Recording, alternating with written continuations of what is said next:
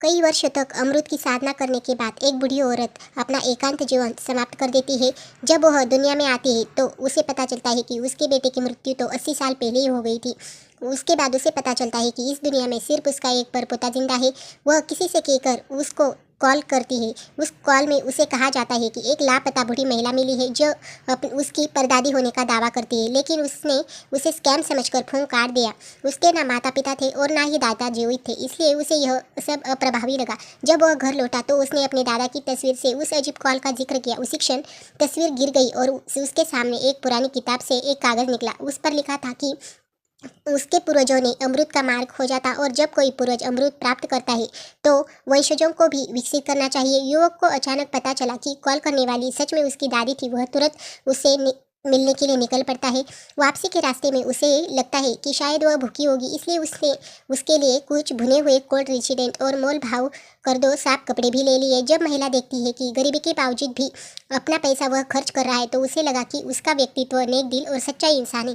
घर लौटकर उसने देखा कि उसका घर बहुत छोटा और बेकार था। बिना झिझक वह उसे एक पुराना जेल लॉकेट दिया और कहा कि इसे बेचकर नया घर खरीद लो। युवा को लगा कि वह पागल है, क्योंकि उसके परिवार का नौकर था और इतनी कीमती चीज़ें उसके करीब हो सकती थी। उसके दोस्त ने भी कहा था कि यह जेड लॉकेट बेकार है, लेकिन वह ना करने से दुखी था और उसने कहा था कि वह उसे परदादी के पहले तोहफे के रूप में रखना चाहता है।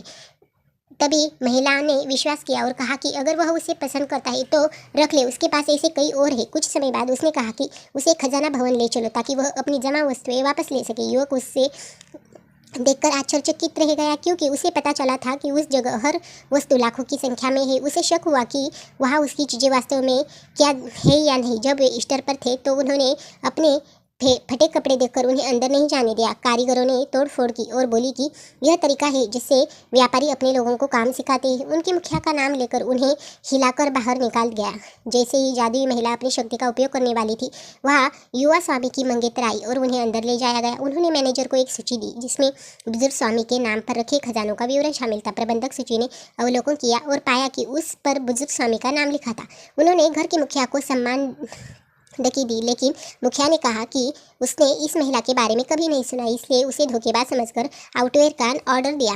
इससे पहले कि मैनेजर कुछ करे, खुद स्टूडियो स्वामी का फोन आया। जब उसने उस महिला का नाम सुना तो वह इतना चौंका कि उसकी चाय का प्याला भी गिर गया।